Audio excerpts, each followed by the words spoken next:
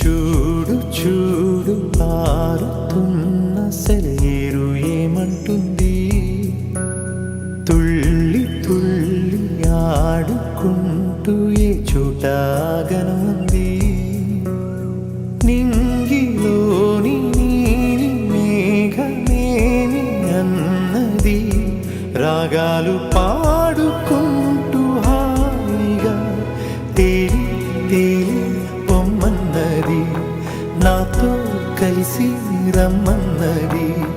గాలిలో నా గువ్వలాగా ఆడుకోమన్నది.